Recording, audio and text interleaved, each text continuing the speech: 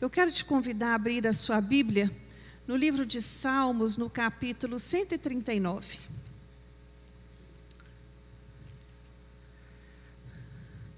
O capítulo 139 de Salmos, ele é uma declaração maravilhosa que Davi vai fazer da onisciência e da onipresença de Deus, de quanto o Senhor nos conhece, do quanto Ele sabe quem nós somos, e ele vai declarando: o Senhor me conhece, conhece o meu assentar, conhece o meu levantar, o Senhor sabe dos meus caminhos, o Senhor sabe daquilo que eu desejo falar antes mesmo de abrir a minha boca. E ele vai falando todas estas coisas, mas ele vai finalizar este capítulo com 2 versículos tremendos. Ele vai dizer ao Senhor assim: sonda-me, ó Deus, e conhece o meu coração. Prova-me e conhece os meus pensamentos. Vê se há em mim algum caminho mau e guia-me pelo caminho eterno. Que coisa linda! Será que você poderia fazer com coragem essa declaração ao Senhor que Davi fez? Senhor, olha para o meu coração, me sonda meus pensamentos, olha o que passa aqui dentro de mim, vê se tem alguma coisa má. Tem que ter muita coragem para fazer essa oração a Deus, não tem? Tem que ter muita coragem, tem que ter muita confiança de saber do que se passa dentro. Quando nós olhamos para dentro de nós temos que ser capazes de identificar o que tem aqui dentro. A Bíblia fala que a boca fala daquilo que o coração está cheio. Então eu tenho que estar cheio de Deus para poder falar de Deus. Eu tenho que estar cheio da palavra para poder falar da palavra. Eu gosto muito dessa colocação que Davi faz. Me sonda, Senhor, me olha dentro de mim, olha se tem alguma coisa ruim aqui dentro para ser transformada.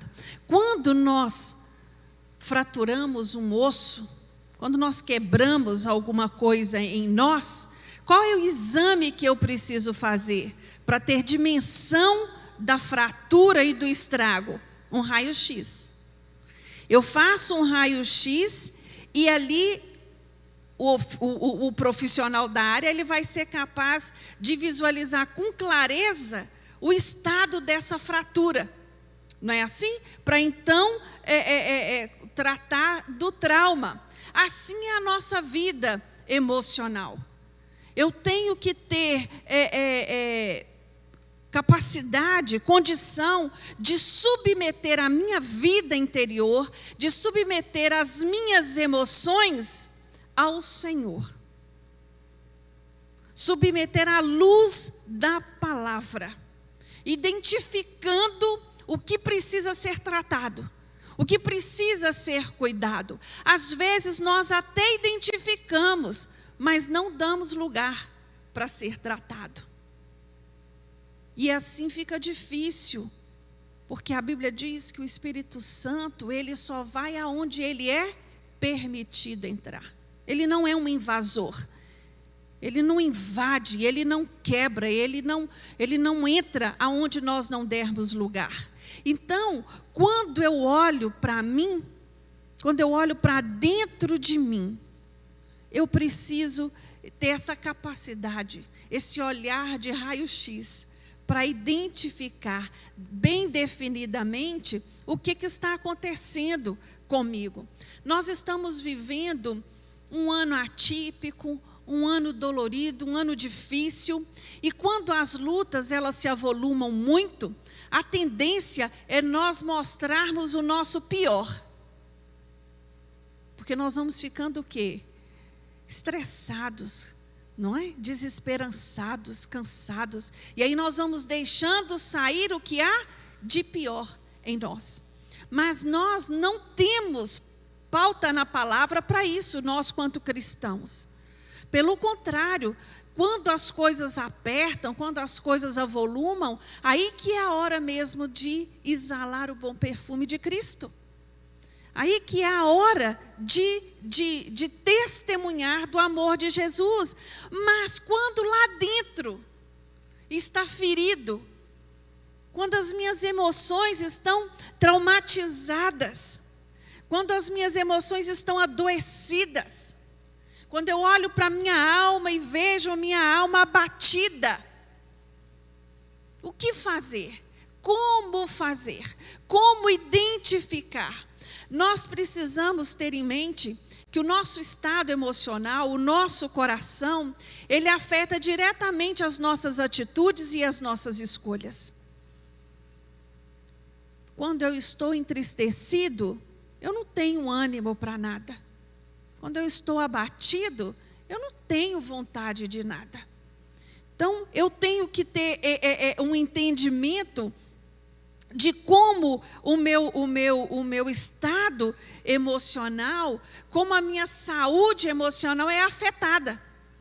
E hoje, eu meditando na palavra do Senhor já há algum tempo a esse respeito, porque temos tido contato com muita gente buscando um conselho, buscando uma palavra de ânimo, e eu tenho visto quanto elas têm sido afetadas pelas últimas situações, pelas últimas notícias, e têm sofrido, não é? Eu pensei assim, nós precisamos, em primeira mão, identificar quais são as situações que eu trago comigo, quais são os traumas, quais são os problemas que eu trago comigo e que têm aflorado agora. Às vezes, você enfrentar, você mesmo, enfrentar as suas próprias mazelas, não é coisa fácil. Às vezes, nós ajudarmos o outro a reconhecer o que está acontecendo com ele, ok, mas olhar para nós mesmos, descortinar de nós, né? Essa máscara de que está tudo bem e enfrentar o que está lá dentro não é coisa fácil. A palavra enfrentar, ela tem o sentido de ser um ato de trazer à frente. É trazer à frente aquilo que está lá escondido, aquilo que está guardado na minha alma e que eu ainda não tive coragem de colocar para fora. Existem áreas no nosso ser que são as áreas escondidas. A palavra de Deus nos fala em Provérbios 28, 13, que o que encobre as suas transgressões nunca prosperará, mas o que as confessa e deixa alcançará misericórdia. É necessário não só confessar, mas deixar também. Deixar. Eu fazia isso, eu agia desta forma, eu era desse jeito, mas hoje eu não sou mais. Hoje eu não ajo como agia antigamente. Eu consegui evoluir.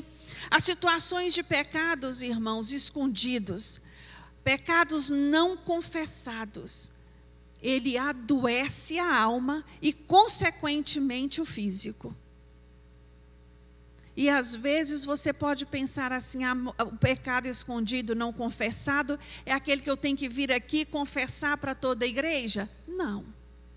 Eu tenho que reconhecer diante do Senhor o que é que eu tenho feito escondido dos olhos de todo mundo, mas que o Senhor tem visto, que o Senhor tem contemplado, como nós vimos aqui no Salmo 139, que Ele vê, que Ele conhece, Ele sabe do meu deitar, do meu levantar. Isso quer dizer o que? Ele conhece cada passo que eu dou.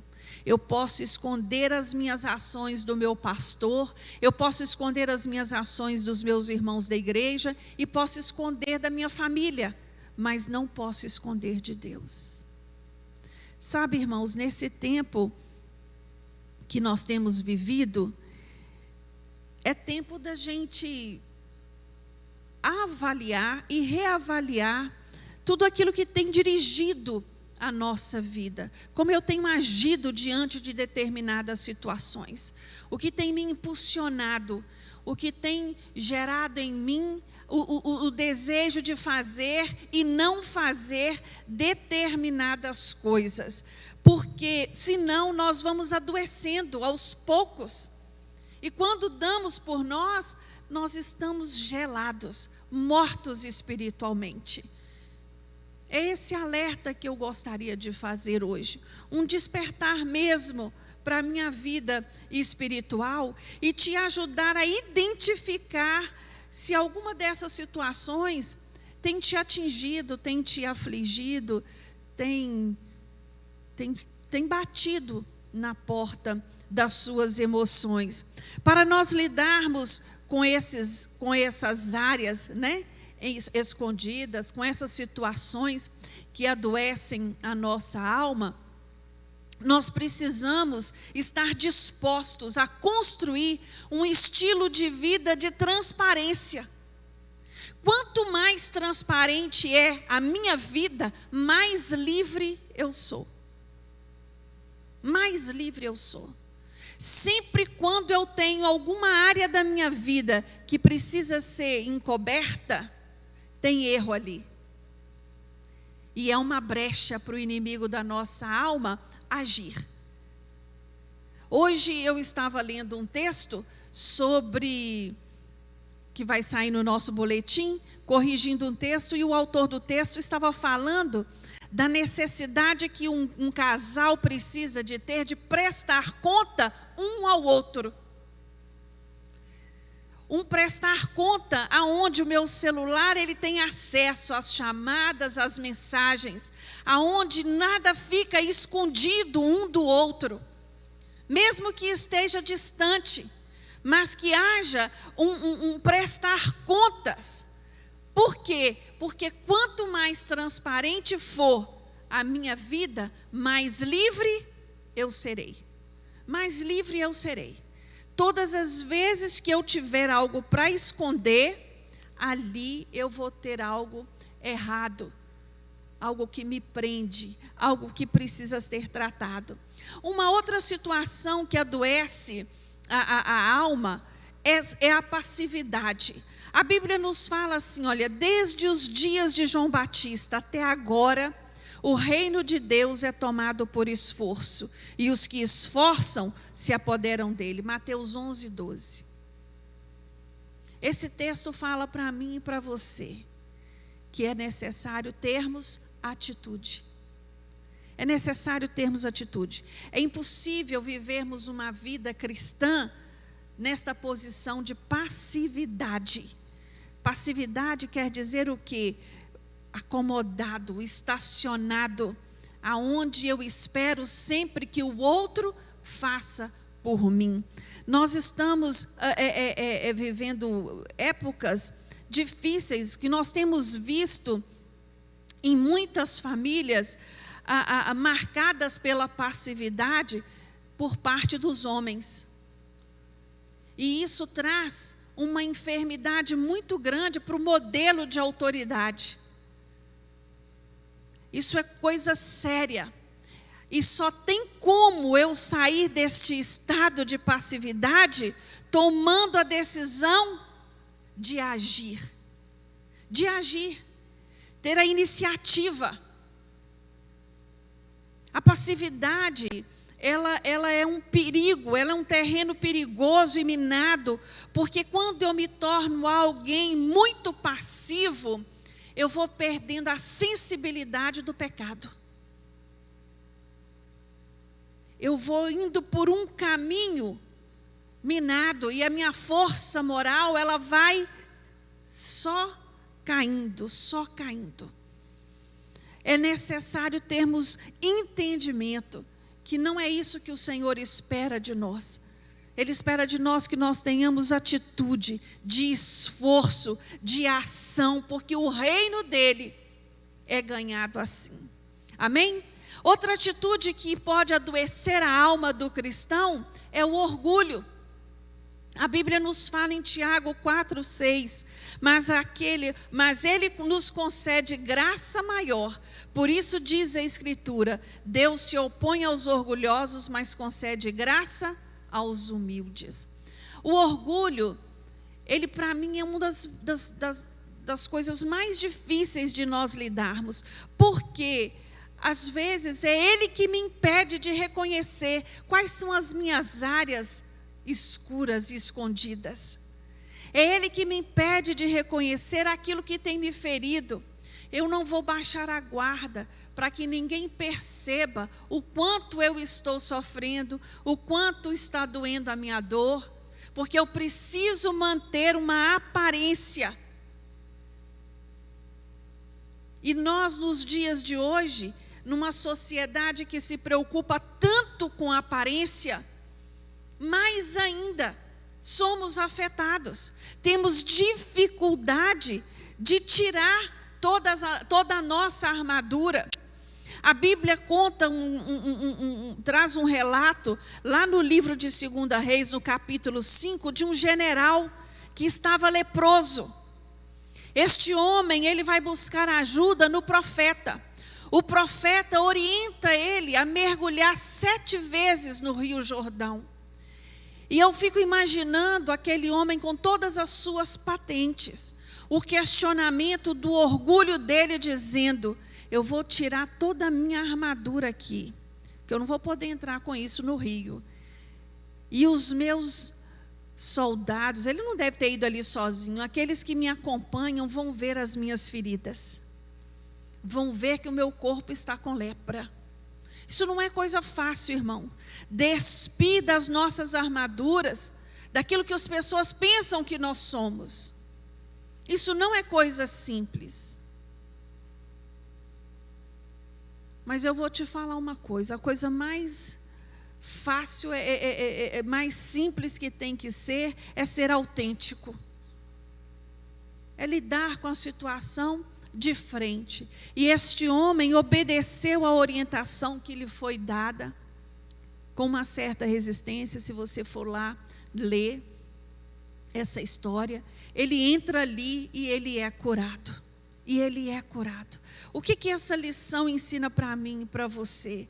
Que para eu ser curado, primeiro eu preciso ter disposição de querer. E segundo, me desarmar de toda a estrutura que eu tenho criado à minha volta, de tudo aquilo que eu tenho colocado como proteção para a minha vida. Às vezes nós nos armamos tanto que levantamos uma muralha à nossa volta e que ninguém pode transpor a essa muralha. Nós temos que tomar cuidado a esse respeito. O orgulho, ele tem sido uma marca muito forte da nossa geração. A nossa geração, a geração atual, ela tem muita dificuldade de lidar com sofrimento, de lidar com desapontamento, de lidar com rejeição. Quando olhamos para a vida de Jesus, o que Jesus mais foi é rejeitado.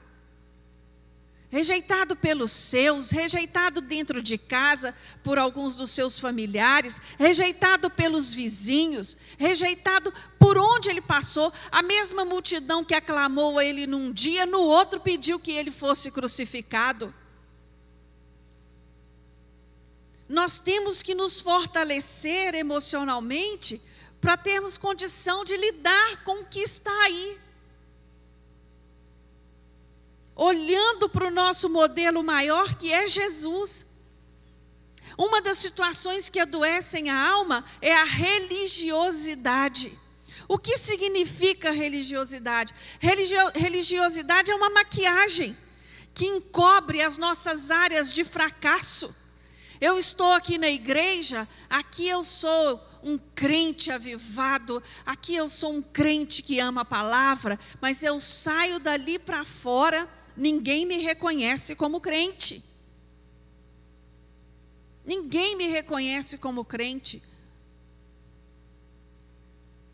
A coisa mais triste que tem é você ouvir alguém lá fora falar assim: fulano é da sua igreja? Deus meu, não sabia que aquela pessoa era crente, nem sabia que frequentava uma igreja, porque provavelmente o testemunho dele é péssimo como cristão. Nós temos que nos despir da religiosidade, porque a religiosidade ela nos cega para os nossos próprios erros. Eu sou tão religioso, eu vou na igreja constantemente, eu dou aula na sala das crianças, dou aula na sala dos jovens, eu faço isso, eu faço aquilo, mas por dentro estou doente. Jesus vai combater esta religiosidade, dizendo para os seus discípulos que eles tivessem muito cuidado com o fermento dos fariseus hipócritas. O que ele estava dizendo? Eles se dizem muito crentes, muito religiosos, mas aquilo é só capa. Aquilo é só capa.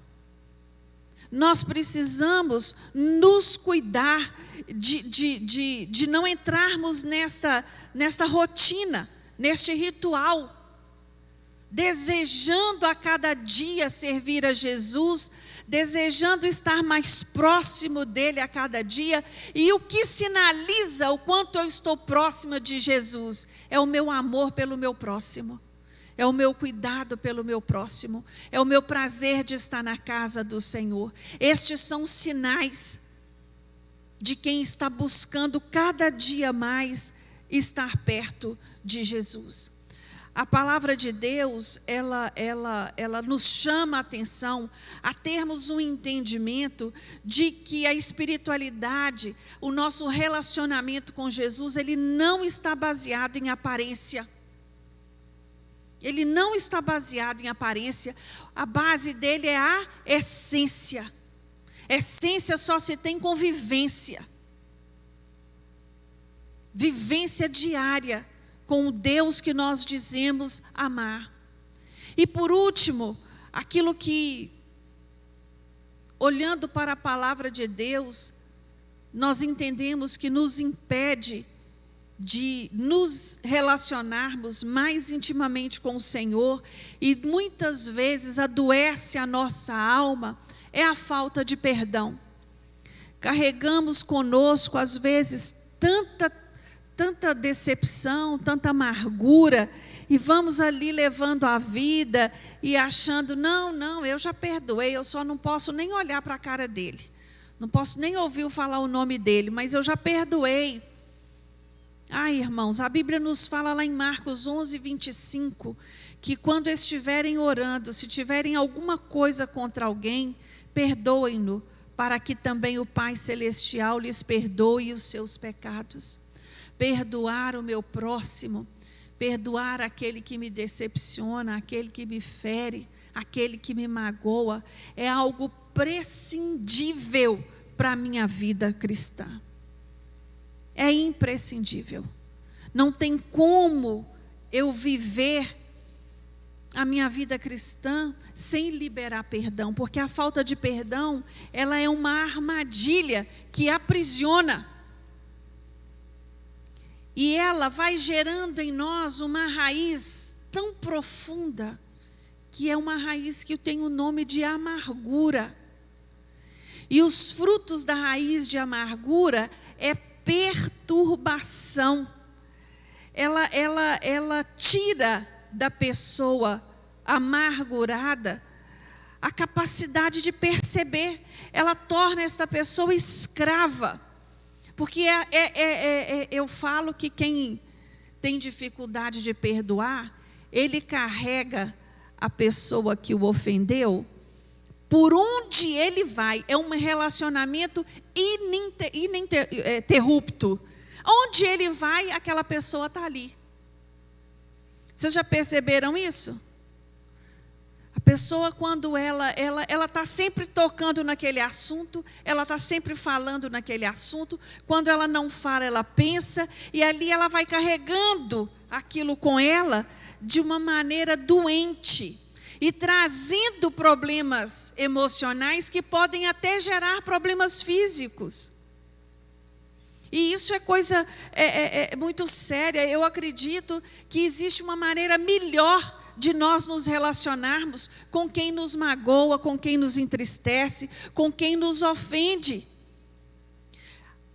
Primeira coisa que eu penso que nós precisamos entender é que nós decepcionamos pessoas e pessoas nos decepcionam. Isso faz parte dos relacionamentos. A gente falha com quem a gente ama e os que nós amamos também falham conosco.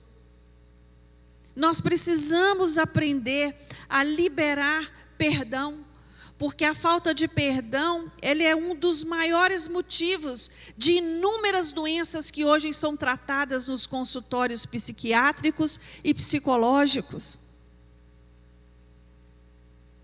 São doenças que a pessoa leva tempo para entender.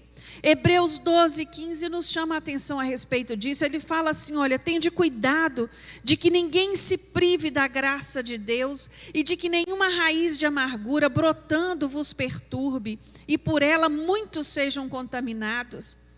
Olha que palavra tremenda. Os frutos que essa raiz de amargura produz é perturbação e contaminação, porque toda pessoa amargurada, ela contamina quem está à volta dela. O ambiente em volta dela é doentio, ela suga a energia de quem está perto, porque a fala dela é sempre negativa. A fala dela é de que é sempre olhando o pior das pessoas. E isso nós temos que ter entendimento, porque isso nos afasta de Deus.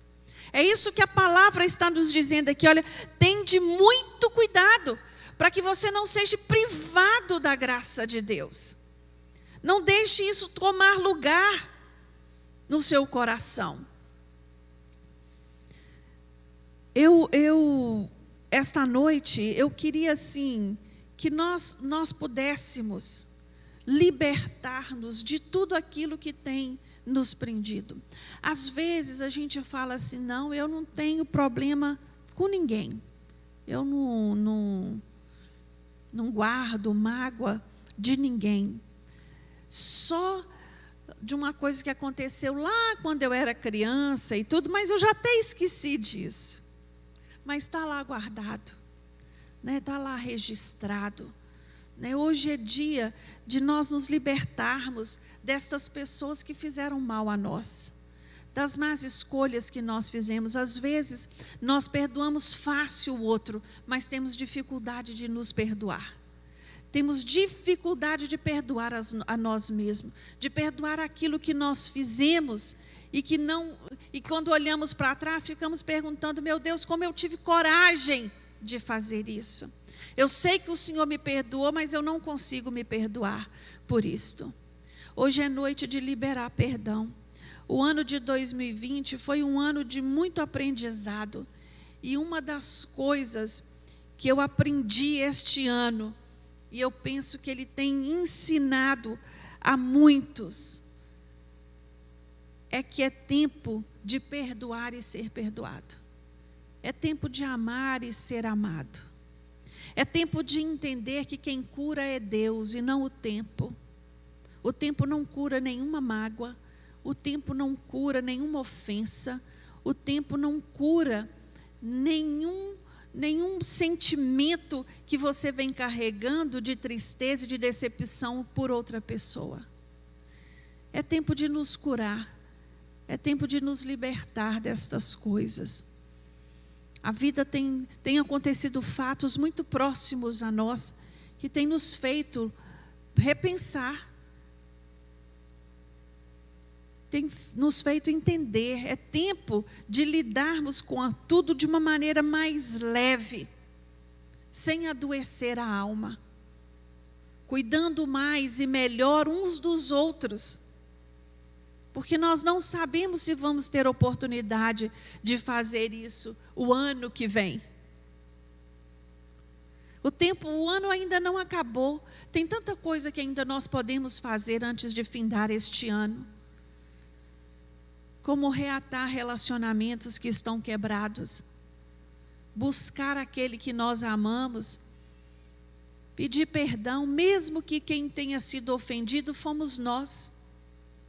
Pedir perdão, reconhecer o quanto o outro faz falta, admitir que o outro tem problemas, ele tem dificuldades, mas nós também temos. Ninguém é igual a ninguém. Hoje, nós estamos aqui num culto da vitória. E eu creio, meu irmão, que a maior vitória que o crente pode obter na vida dele é relacionamentos restaurados. Uma vida livre de mágoa e de ressentimento. Que você possa liberar todo e qualquer ressentimento que você venha trazendo com você até hoje. Que você possa entregar nas mãos do Senhor. Falar com o Senhor: Senhor, me perdoa. Senhor, eu perdoo fulano por ele ter feito isso e isso comigo. Senhor, eu perdoo meu pai por ele ter falhado comigo da maneira que ele falhou. Eu perdoo a minha mãe por não ter sido a mãe que eu merecia ter. Eu perdoo meus irmãos. Eu perdoo os meus amigos que me abandonaram. Eu perdoo o meu ex-marido. Eu perdoo a minha ex-esposa. Eu perdoo os meus filhos. Hoje é noite de pedir perdão. Amém? Fique de pé nesta hora. Feche seus olhos. Faça uma oração sincera, sua com Deus. Fala com o Senhor o que precisa ser cuidado aí, restaurado. Libera perdão, mas libera de verdade, de coração sincero. A palavra de Deus nos fala que o Senhor não rejeita a oração de um coração sincero. Talvez você não vai ter oportunidade de ir até a pessoa que te ofendeu, mas libera perdão nesta noite no nome de Jesus. Senhor meu Deus, eu te louvo, meu Deus, e te dou graças, porque o Senhor é Deus que nos conhece. Davi, de uma maneira linda, inspirada pelo Espírito Santo de Deus, vai descrever este conhecimento nos seus mínimos detalhes. Ele vai declarar ali que antes mesmo que os nossos ossos fossem encobertos, o Senhor já nos conhecia. Que antes mesmo de abrir a nossa boca, o Senhor já sabe o que vamos falar. Meu Deus, que conhecimento lindo é esse, que relacionamento íntimo maravilhoso é esse. E é por isso, Deus, sabedores de que o Senhor nos conhece de tal forma, nós queremos abrir todas as gavetas do nosso coração nesta noite, para que o Espírito Santo de Deus venha tratar no mais íntimo do nosso ser. Não queremos, meu Deus, que fique nenhuma área da nossa vida obscura ao Senhor. Nós queremos ser livres, meu Deus, de todo rancor e de toda amargura, livres de todo procedimento que não agrada ao Senhor. Nós queremos declarar nesta noite liberdade ao Santo Espírito de Deus para trabalhar em nós e tirar tudo aquilo que não agrada ao Senhor. Ah, Deus, cura nossa alma, cura o nosso interior, faz de nós nova criatura, transforma o nosso coração. Meu Deus, queremos ser cristãos melhores. Nestes dias em que nós estamos vivendo e lidando com tantas dores e com tantas perdas, queremos exalar o bom perfume de Cristo por onde nós passarmos. Ah, Deus, tira de nós, Senhor, toda raiz de amargura, se porventura ainda existir. No nome de Jesus nós te pedimos, e sabedores, Deus, de que o Senhor é Deus que ouve e responde a oração. Nós te agradecemos no nome de Jesus. Amém.